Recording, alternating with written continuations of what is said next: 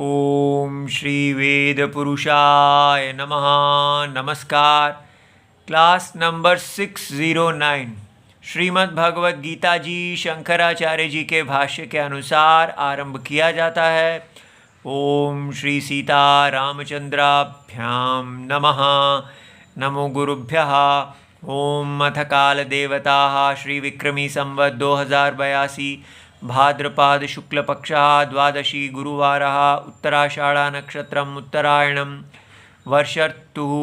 ओम तत्सत्। श्री शंकराचार्याय गुरवे नमः। तं विद्या दुःख संयोग वियोगं योग संज्ञितम् सनिश्चयेन योक्तव्यो योगो निर्विण्ण चेतसा।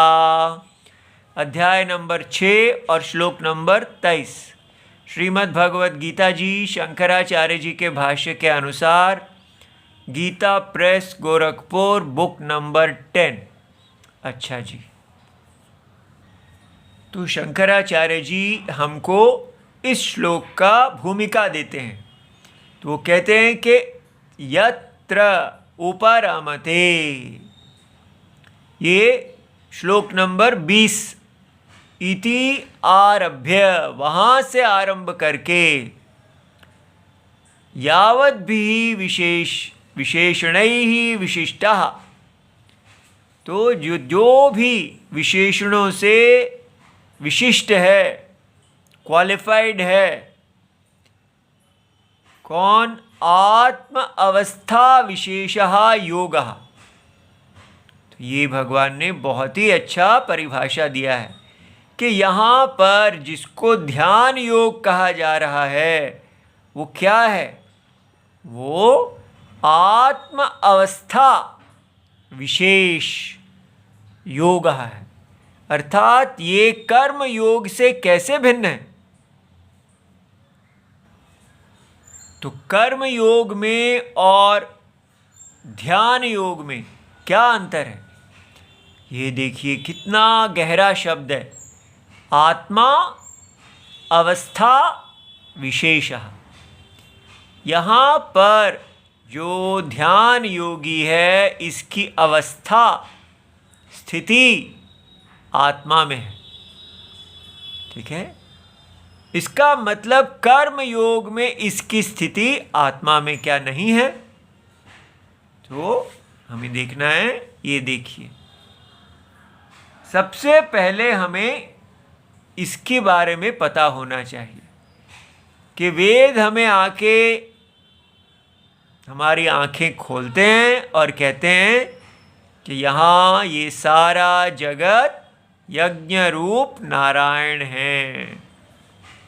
जब तक ये दृष्टि हमें नहीं मिलेगी तब तक कोई भगवद गीता, कोई हिंदुइज्म इत्यादि हम कुछ नहीं हैं। तब तक हम ये एक छोटी सी देह हैं जो दूसरों देहों के साथ भोग के लिए प्रतिस्पर्धा कर रही है। बस इसके अतिरिक्त हमारी कोई अपने बारे में कोई सोच नहीं है। मैं पैदा हुआ हूँ और मैं इस संसार को खाने वाला हूँ, कंज्यूमर हूँ। ये दुनिया मेरे लिए भोग्य है और मुझे इसको खाते खाते मरना है। ये हमारी साइंटिफिक नॉलेज है। साइंस हमें ये कहती है कि इस प्रकार आप मैटर थे, मिट्टी थे और मिट्टी ही हो जाएंगे। आप थोड़ी देर के लिए एक बोलने वाली मिट्टी बन गए हैं। ये बोलने वाली मिट्टी, ये खाने वाली मिट्टी, ये भोग को लेके आनंद लेने वाली जो मिट्टी आप हैं, आपको ये जो थोड़ा सा बीच में काल मिला है, जीवन काल, इस मिट्टी को कैसे जीना है? बस वो ही सारी थिंकिंग है कि ये मिट्टी कैसे जिए। तो वो और वेद हमको यहाँ से निकालते हैं कि आप मिट्टी नहीं हैं, आप जगत की आत्मा हैं। ये सारा जगत जिस आत्मा ने धारण किया हुआ है वो आप हैं, लेकिन अपने स्वरूप को नहीं जानते हुए आप सारे इस जगत को धारण करने के वाला आत्मा हैं, लेकिन आप समझ रहे हैं कि मैं इस देह को धारण भी नहीं कर रहा, मैं ये देह हूं। मैं ये देह एक चेतन living being, I am a living being, जहां से साइंस हमें नॉलेज देती है कि आप इनर्ट से लिविंग बीइंग बन गए हैं, नॉन लिविंग मिट्टी से अब आप लिविंग मिट्टी बन गए हैं। और वेद आके कहते हैं कि आप कभी नॉन लिविंग मिट्टी थे ही नहीं, और ना ही आप अब लिविंग मिट्टी बन गए हैं, आप चेतन हैं। अब ये चेतन शब्द कोई इतना गहरा है। चेतन माने जो स्वयं प्रकाश है, जो स्वयं अपने आप को प्रकाशित करने में समर्थ है। अब ये बात समझना ही इतना कठिन है। जैसे ही हम सोचेंगे तो हम सोचते हैं एक टॉर्च लाइट है और वो किसी को प्रकाशित कर रही है, तो एक प्रकाशक होता है और एक प्रकाशित होता है, ठीक है, एल्यूमिनर, एल्यूमिंड, इस प्रकार। लेकिन यहाँ पर कहा जा रहा है कि एक सत्यम है जो ना एल्यूमिनर है ना एल्यूमिंड है, इन दोनों को धारण करने वाला इस भेद से विलक्षण स्वयं ज्योति।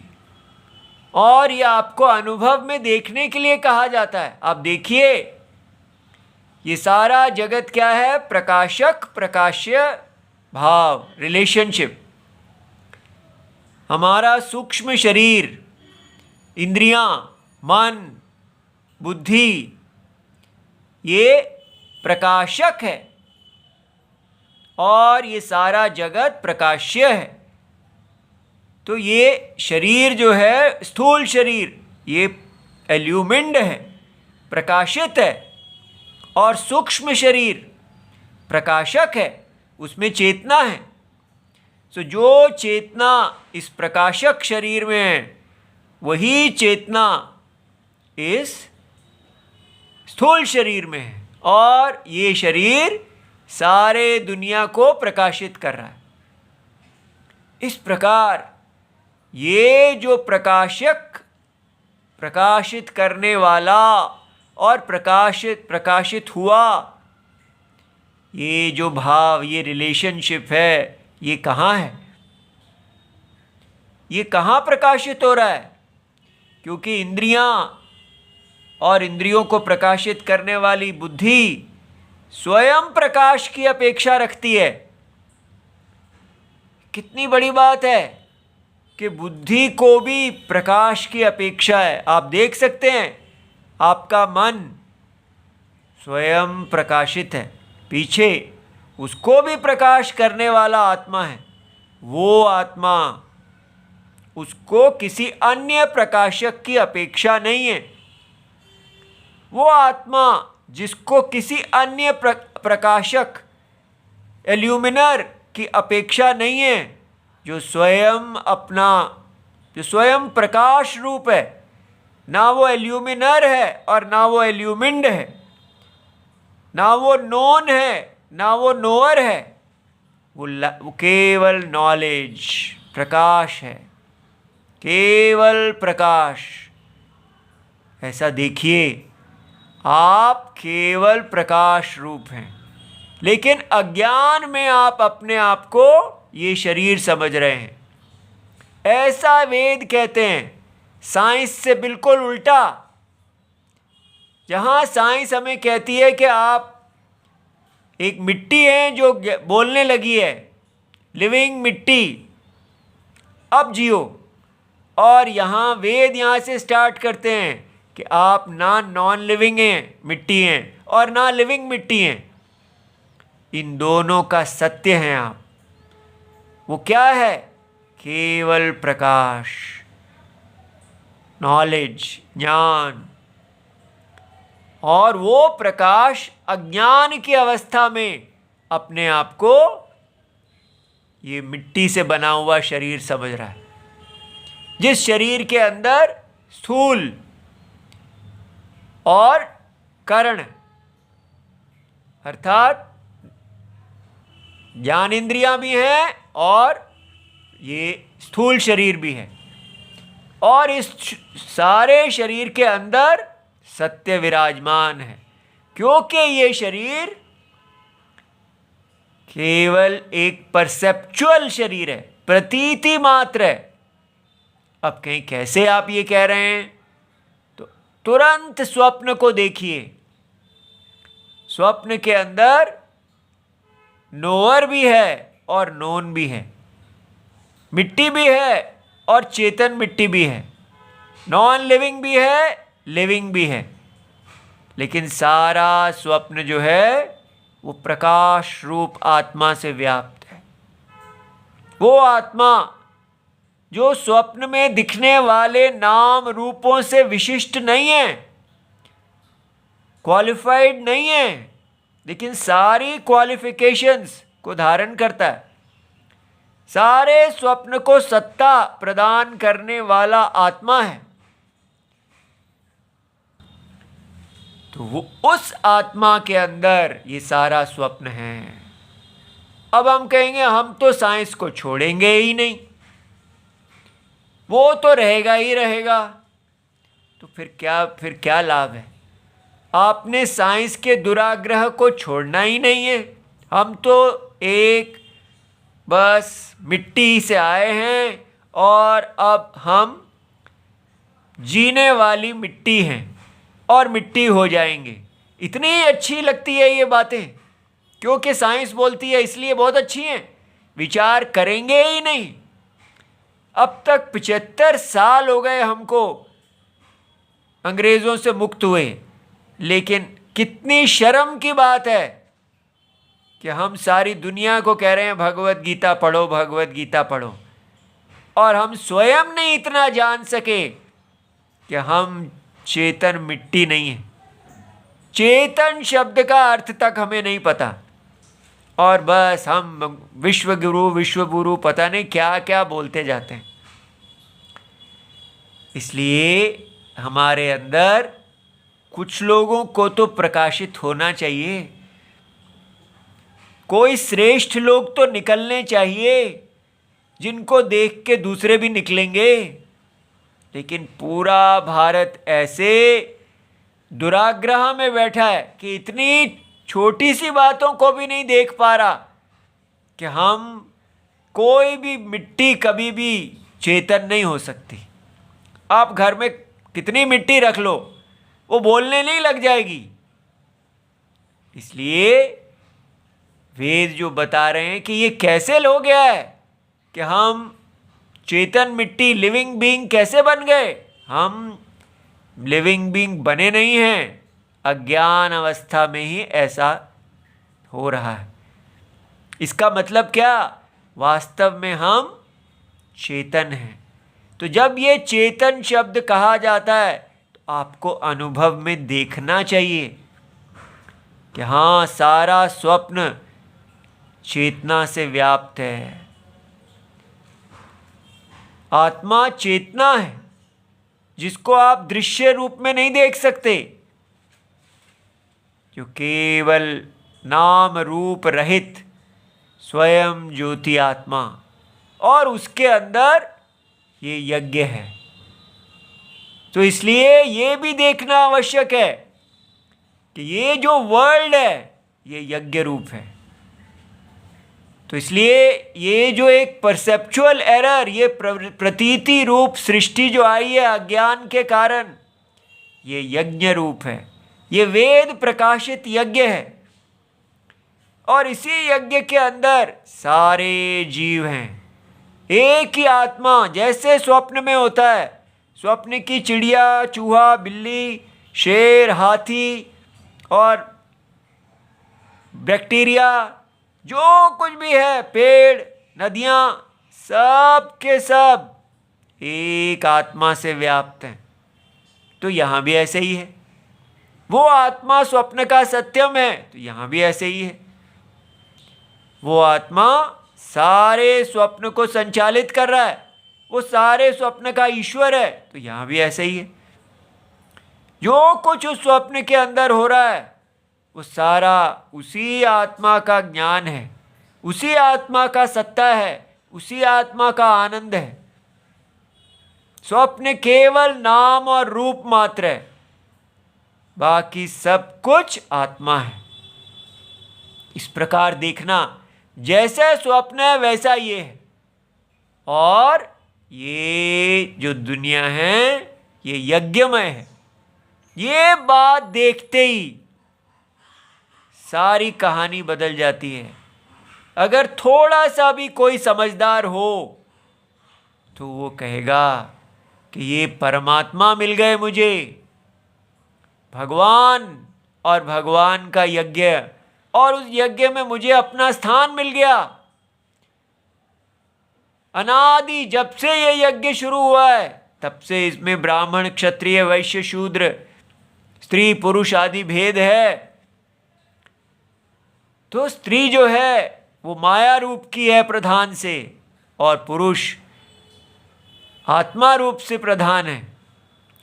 और इसलिए दो ही स्वभाव है इस सारे संसार में, तीसरा कोई स्वभाव ही नहीं है। नर और नारी। नारी इस देह के स्वभाव की है और नर आत्मा के स्वभाव का है। दोनों जुड़ने से ही सृष्टि होती है। कितना साफ समझ में आता है सब कुछ, लेकिन पता नहीं हम क्यों इतनी देर लगाना चाहते हैं। तो अपने आप को जगाएं। इस एनेस्थीसिया, इसको कहते हैं स्वनिर्मित कारागार। अपने ही हम इम्प्रिजनमेंट कर रहे हैं, अपने आप को ही हमने दुराग्रह में फंसा रखा है और निकलना ही नहीं चाहते। तो इसलिए ऐसा ना करें। सरस्वती माता जी आपके द्वार पे आ रही हैं। आप ये बातों को देखिए कि हाँ, ये जब तक कोई विदेशी आके कहेगा नहीं हाँ ये तो साइंस है, वो कहेंगे तो हम कहेंगे हाँ हाँ हमेशा से हम तो यही कहते थे। पता नहीं क्या आदत पड़ गई है कि जो कुछ अंग्रेज बोलेंगे वही सत्य है, और हमारे देश में कुछ भी बोला जाए वो सोते सोते सुनना और कहना हाँ हाँ ठीक है ठीक है ठीक, रहेंगे वैसे ही। आपके लिए है, आप अगर कल्याणकांक्षी नहीं हैं, निद्रा में ही रहना चाहते हैं तो रहिए, कोई किसी को फर्क नहीं पड़ेगा। यहाँ पर ये पॉलिटिक्स नहीं है, ये नहीं है कि अगर आप हमारी बात नहीं सुनेंगे, ये हमारी बात नहीं है, ये राम जी की वाणी है, जगत की आत्मा और भगवान का वपु सदा रहेगा। कोई यहाँ धर्म पालन नहीं करेगा तो ये अस्वस्थ हो जाएगा, अधर्म से नष्ट हो जाएगा, लेकिन रहेगा वहीं। फिर धर्म करने वाले आ जाएंगे तो फिर बनने लग जाएगा। लेकिन ये अनादि है, अनंत है, क्योंकि ये अज्ञान का बना हुआ है। अज्ञान का बना हुआ, रस्सी के अज्ञान का बना हुआ सांप कभी भी नष्ट नहीं होगा। वो बीमार हो जाएगा लेकिन मरेगा नहीं, मरेगा फिर आ जाएगा, क्योंकि वो अज्ञान का बना हुआ है। अज्ञान की बाधा तभी होगी जब ज्ञान आएगा। ये बात समझ लिए, कितना गहरी बात है। अज्ञान से बना हुआ सर्प कभी भी नहीं जाएगा, वो अव्यक्त हो जाएगा, व्यक्त हो जाएगा, बीमार हो जाएगा, वृद्ध हो जाएगा, बच्चा हो जाएगा, फिर से आ जाएगा। जब तक आप इसकी बाधा नहीं करेंगे, आप कहेंगे ये तो सांप है ही नहीं, ये तो रस्सी है, बस तब आप कहेंगे ना वो कभी था, ना है, ना होगा। लेकिन अगर आपने उसको बाधित नहीं किया तो वो सदा था, सदा है और सदा होगा। देखिए कितनी बड़ी बात है। तो इसलिए ज्ञान से ही हम इसको बाधित कर सकते हैं। मोक्ष ज्ञान से होता है, लेकिन ज्ञान के पहले हमें ये यज्ञ चाहिए। आजकल के वेदांती लोग ये बस कहते हैं ज्ञान आ गया हो गया बस, लेकिन यज्ञ उनको चाहिए ही नहीं। ये सब दुराग्रह है, कामुकता है, मन की तमस है, इससे बाहर निकलें। इसलिए यज्ञ क्या है? ये आत्मा भगवान ने इस ब्राह्मण क्षत्रिय वैश्य शूद्र रूप अपने शरीर को धारण किया हुआ है।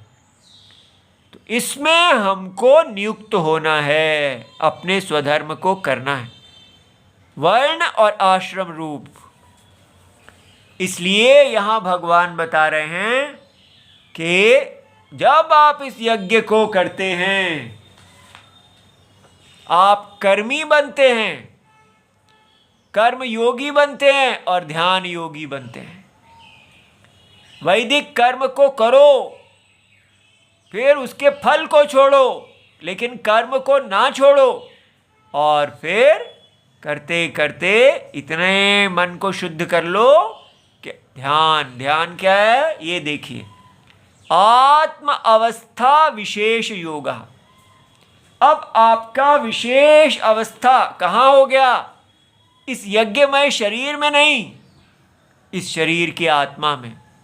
तब आपको कर्म संन्यास कि अब आपको ये यज्ञ नहीं करना है, ठीक है, लेकिन उससे पहले इस यज्ञ का वर्धन करना है बिना फल की इच्छा के, कर्म योग।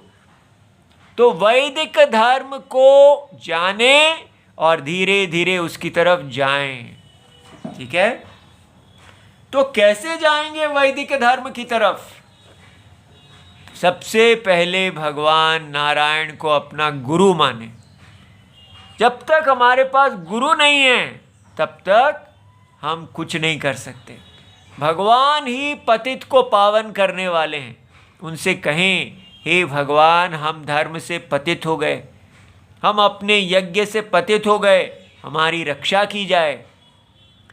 और ये बात समझिए कि जैसे वर्ण में ब्राह्मण क्षत्रिय वैश्य शूद्र में ब्राह्मण सबसे श्रेष्ठ हैं, चारों को चलाने वाले सिर हैं, उसी प्रकार सारे आश्रमों में सबसे महत्वपूर्ण आश्रम गृहस्थ आश्रम है। अगर हमारे गृहस्थी ये ठान लें कि हमने अपने सारे घरों को, हिंदू घरों को पुनः गृहस्थ आश्रम बनाना है, तो हमारा यज्ञ वापस आ जाएगा। क्योंकि ये गृहस्थ आश्रम ही है जहाँ से ब्राह्मण क्षत्रिय वैश्य शूद्र निकलते हैं, जहाँ से ब्रह्मचारी गृहस्थ वानप्रस्थ और सन्यास निकलते हैं। ये योनि है हमारे हिंदू धर्म की, और इसी का ही सबसे बड़ा बुरा हाल हुआ है। अब क्या बन गया है? ये बन गया है, सुबह सारे लोग यहाँ पर काम के लिए निकलते हैं और शाम ढले लौटते हैं। ये क्या है जगह? ये जगह बस आए और वापस दुनिया में निकल गए। ये एक शेल्टर है, बस एक रात को सोने का स्थान। असली चीज़ क्या है? ये दुनिया, बाजार। तो बाजार में भटको और फिर वापस आ जाओ, यहाँ पर मर जाओ, फिर सुबह सुबह भागो और रात को वापस आ जाओ। ये नहीं होना चाहिए। हमको वापस अपने हृदय में आना चाहिए, ये सबसे इंपॉर्टेंट है। गृहस्थ क्या है? ये सीताराम जी का देवालय है। हर गृहस्थ आश्रम देवालय बनना चाहिए, भगवान का मंदिर। उसके हर सदस्य का शरीर भगवान का मंदिर बने। वहाँ जो भी, जैसे मंदिर में जो भी काम किया जाता है वो भगवान देवता के लिए किया जाता है। वहाँ कोई भी व्यक्ति अपने लिए नहीं जीता, वहाँ सब प्राधान्यम देवता का होता है। उसी प्रकार हमारे परिवारों के हर सदस्य को देवता के लिए जीना चाहिए। ये हिंदुइज्म है। यज्ञ के देवता जो हैं वो हमारे गृहस्थ आश्रम के मुख्य देवता हैं। तो सुबह उठना, शौचम आदि करना, स्नान करना, घर को साफ करना, बर्तनों को साफ करना, सारे गृह कार्य पूजा के रूप में किए जाएं और धीरे धीरे शास्त्रीय किए जाएं। घर का शौचम, भोजन बनना सब देवता के लिए हो। हम सब भगवान नारायण की परिचर्या करें। जो कार्य कर रहे हैं, हमारा खाना पीना सब देवता के लिए हो। अपने देह के अंदर रहने वाले भगवान की आज्ञा पालन करें। अपने घर के अंदर रहने वाले भगवान की आज्ञा पालन करें। कोई भी कार्य ऐसा ना करें जो स्वेच्छाचारी हो। अगर हमारे ये गृहस्थ आश्रम वापस खड़े हो जाएंगे, ये सारे घर देवालय बन जाएंगे, तब हमारा हिंदुइज्म, हमारा पुराना वैदिक जो वर्णाश्रम धर्म है वो पुनः खड़ा होगा। इसलिए आप सब गृहस्थ आश्रमियों से हम करबद्ध प्रार्थना करते हैं। माता वेद आपसे प्रार्थना करती हैं कि आप अपने इस मैरिज, गृहस्थ आश्रम को मैरिज कहना बंद कर दीजिए। आप इसको पुनः गृहस्थ आश्रम, वर्ण का आश्रम समझिए और भगवान से कहिए, भगवान हमें बल दीजिए इसको आश्रम बनाने के लिए। वो डिसिप्लिन, हर चीज़ जैसे एक आश्रम में समय सारणी से होती है, सुबह क्या करना है, रात को क्या करना है, कब सोना है, सब शास्त्र के अनुसार कैसे सुंदर सब कार्य जैसे गोपियाँ करती थी, जो कार्य वो कृष्ण के लिए करती थी, उसी प्रकार हम सबको भी भगवान की चाकर राखो, चाकर राखो, चाकर राखो जी, मन चाकर राखो जी। ये चाकरी जो है, भगवान का चाकर बनना, ये गृहस्थ आश्रम से आरंभ कीजिए। आप देखेंगे सब कुछ वापस आ जाएगा। ठीक है।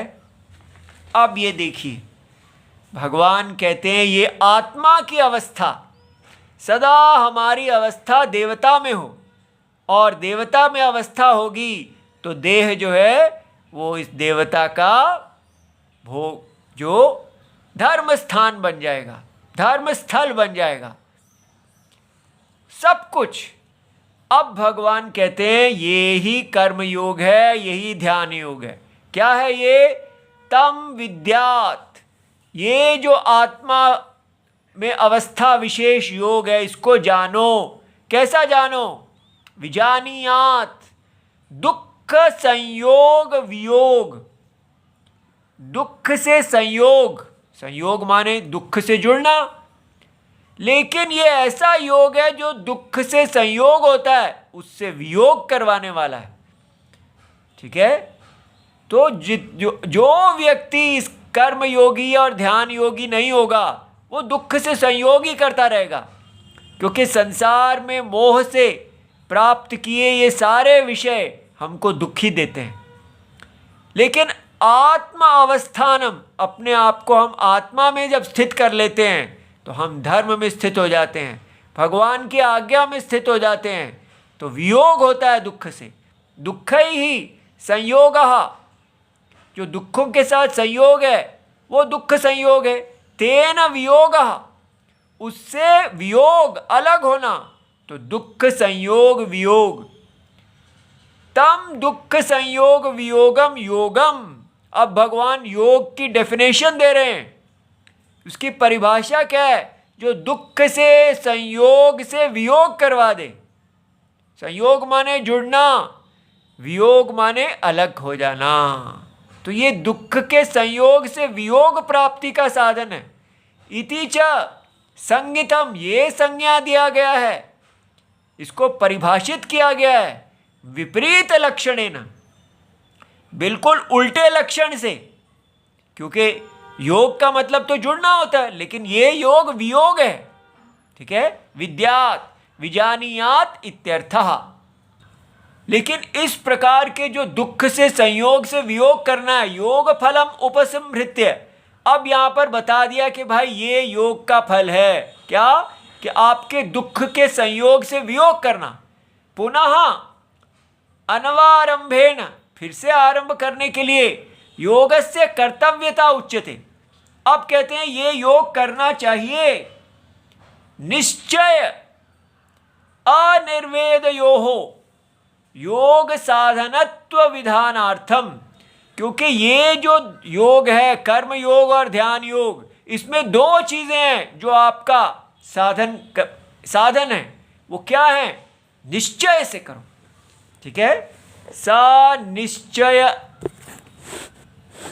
निश्चयेन योक्तव्य, आपको अपने दृढ़ निश्चय करना चाहिए। योगः अनिर्विन्न चेतसः, और मन में कोई उकताया हुआ भाव नहीं होना चाहिए।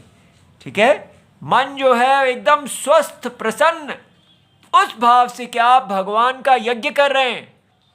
तो इसलिए सह योग यथा उक्त फल योगः निश्चयेन अध्यवसायेन योक्तव्यः, पूरे मन में स्पष्ट क्लियरिटी हो, अनिर्विन्न चेतसा, और मन में उत्साह, ऐसे उत्साह से आप, भगवान कहते हैं, इस योग मार्ग पे चलिए जिस पर भारत में इतने महात्मा चले हैं। न निर्विण्णम अनिर्विण्णम किम तच्चेतः तेन निर्वेद रहितेन चेतसा चित्तेन इत्यर्थः। अर्थात मन में उदासता ना आए कि मैं क्या कर रहा हूँ, क्या कुछ पता नहीं, ऐसा सब नहीं भाव। एकदम मन में उत्साह, भरे हुए उत्साह और निश्चय से आप इस ज्ञान मार्ग पर, आत्मा में स्थिति के मार्ग पर चलिए। ओम नमो भगवते वासुदेवाय। प्रणाम।